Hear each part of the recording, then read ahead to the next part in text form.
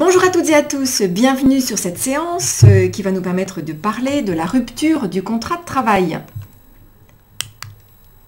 Quel est l'objectif de cette séance? Tout simplement faire le point sur les différentes formes de rupture du contrat de travail. De quoi allons-nous parler dans cette séance? Tout d'abord des différentes formes de rupture du contrat, puis de la transaction qui n'est pas une forme de rupture, attention, qui est simplement un accord qui doit suivre la rupture du contrat. Ensuite, on parlera de la gestion du préavis et enfin des heures de recherche d'emploi. Mais bien sûr, voyons le cas de Fred. Alors, c'est dommage parce que vous l'avez loupé de peu, il était là il y a 5 minutes. Justement, il m'a apporté un courrier. Un courrier qui a été reçu par une de ses chefs d'agence et qui vient de lui transmettre. Alors, c'est un courrier de démission qui a été envoyé par une collaboratrice d'une agence et donc qui a été transmis à cette chef d'agence. Je vous le lis. Donc, Madame, la lettre a été transmise en main propre contre décharge. Madame, je souhaite par la présente vous présenter ma démission du poste que j'occupe chez Protect TT depuis le 1er septembre 2004. Je suis contrainte d'en arriver à cette décision parce que la situation pour moi n'est plus possible au sein de l'agence Protect TT dans laquelle je travaille. Je vous ai maintes fois sollicité afin de parler avec vous de cette situation. Vous n'avez jamais daigné me répondre. Dernièrement encore, je vous ai croisé dans l'escalier. Vous avez délibérément pris votre téléphone de votre sac pour consulter vos messages, pour éviter d'avoir à croiser mon regard. Je n'en peux plus d'être traitée comme une pestiférée, sans comprendre la raison de cette mise à l'écart. Je souhaiterais être dispensée de mon préavis d'1 mois et je voudrais quitter l'entreprise au plus tôt dès réception de cette lettre si possible parce que je n'en peux plus. J'attends au plus vite de vos nouvelles et je vous serai gré de bien vouloir me répondre cette fois-ci et certainement pour la dernière fois. Veuillez agréer, madame, etc. Donc un courrier de démission. On en parlera donc quand on aura vu l'ensemble de nos slides comme d'habitude. Commençons tout de suite avec la première forme de rupture, ou une des formes de rupture les plus classiques, que tout le monde connaît, qui est le licenciement. Alors il y a différentes formes de licenciement, vous le savez, le licenciement qui peut être prononcé pour un motif personnel, soit pour un motif disciplinaire lorsque le salarié a commis une faute, soit pour un tout autre motif, comme par exemple un licenciement pour inaptitude. Et il y a la seconde forme de licenciement qui peut être prononcée pour un motif économique, lorsque l'employeur a des difficultés par exemple et qu'elle ne peut plus garder malheureusement le salarié. Donc ce licenciement se distingue du premier dans la mesure où le motif est non inhérent à la personne du salarié. Dans tous les cas, vous le savez, dans tous les cas, il faut absolument que l'employeur ait une cause réelle et sérieuse pour procéder au licenciement. C'est-à-dire que cette cause réelle et sérieuse va être celle qui pourra justifier la raison de la rupture du contrat. Ce qui est également absolument primordial en cas de licenciement, et dans tous les cas de licenciement, c'est que l'employeur respecte une procédure spécifique qui consiste à tout d'abord envoyer une lettre de convocation au salarié pour discuter avec lui justement lors d'un entretien face à face du projet de licenciement. Et ensuite, après cet entretien, l'employeur peut éventuellement notifier donc le licenciement par lettre recommandée au salarié. Dans certains cas, une transaction pourra accompagner le licenciement. La transaction n'est pas une forme de rupture, je le disais tout à l'heure en guise de préambule. La transaction c'est un accord qui va être conclu, ou un contrat qui va être conclu entre l'employeur et le salarié après la rupture du contrat, et c'est un accord qui va aménager les conséquences de la démission. Alors à quoi sert une transaction? Quelles sont les conditions de validité de la transaction? Eh bien, il faut absolument qu'il y ait des concessions réciproques et équilibrées entre les parties pour que la transaction soit valable.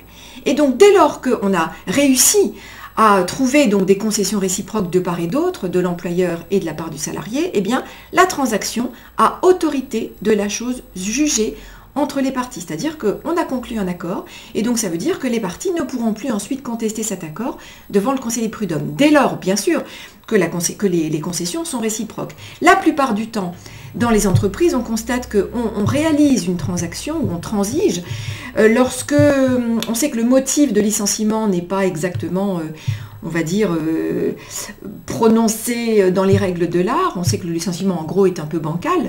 Et on souhaite que le salarié n'aille pas attaquer l'employeur au prud'homme. Et donc, du coup, on dit au salarié, voilà, on vous donne tel indemnité, telle modalité d'indemnisation, tel montant d'indemnisation, et en échange, vous vous engagez à ne pas nous attaquer au prud'homme. Bien sûr, le montant auquel doit s'engager l'employeur doit correspondre au minimum à ce que le salarié pourrait prétendre obtenir s'il allait contester le licenciement devant les prud'hommes.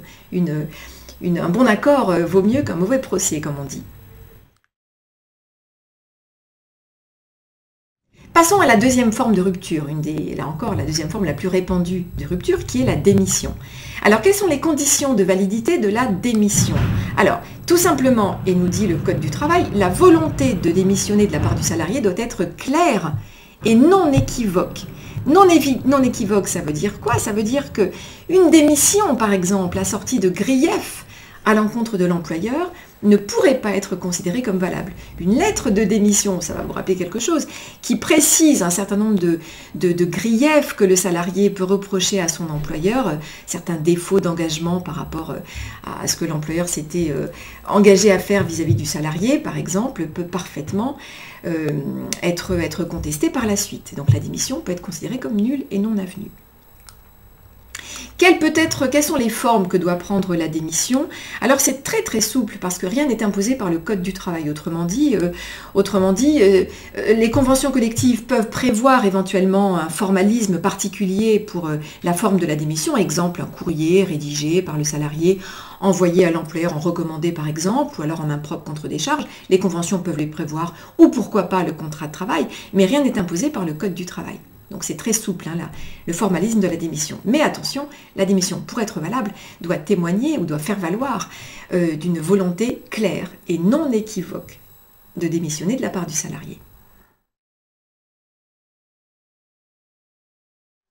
Autre forme de rupture du contrat de travail, c'est la prise d'acte de la rupture du contrat. Alors celle-là, elle est redoutable. Elle est redoutable, pourquoi? Parce qu'il s'agit d'une forme de rupture qui est à l'initiative du salarié. C'est le salarié qui va décider de rompre son contrat, mais cette forme de rupture sera liée à une faute de l'employeur.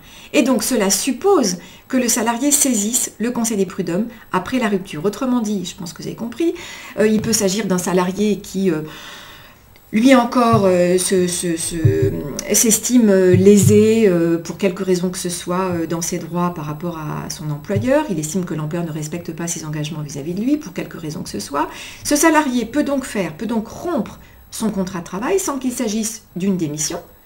Et donc la rupture, qui est une forme de rupture à part entière, devra être soumise à l'appréciation des juges prud'homaux, et le juge prud'homal verra en fonction des griefs que le salarié leur amènera, en fonction des griefs que le salarié pourra faire valoir à l'encontre de l'employeur, le juge estimera si la rupture produit les effets d'un licenciement, s'il estime que les griefs sont fondés, ou alors à l'inverse, s'il estime que les griefs ne sont pas fondés, le juge pourra estimer que la rupture produit les effets d'une démission.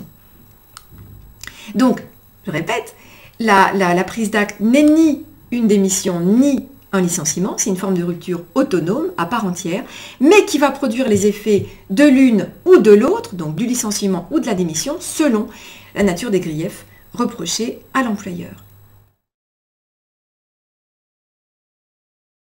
Autre forme de rupture, la résiliation judiciaire du contrat. Alors, qu'est-ce que c'est que cette forme de rupture? Eh bien, c'est également une rupture du contrat de travail, mais qui va être décidée par le Conseil des prud'hommes, à la demande du salarié, en cas de manquement de l'employeur à ses obligations, et qui va produire, elle aussi, les effets d'un licenciement abusif. Alors, quelle différence, vous allez me dire, entre la résiliation judiciaire du contrat et la prise d'acte de la rupture? Il y a une différence énorme. Quand un salarié fait une prise d'acte de la rupture de son contrat, le contrat est rompu. Donc le salarié quitte l'entreprise. Le contrat est terminé. Donc il est dehors, le salarié. Il n'a pas forcément droit non plus au Pôle emploi, hein, parce que s'il est dehors, tant que la rupture n'est pas considérée comme un licenciement, il n'a droit à rien. Donc le contrat est rompu. Alors qu'à l'inverse, lorsqu'il y a résiliation judiciaire du contrat, le contrat ne sera rompu que lorsque le juge l'aura accepté concrètement.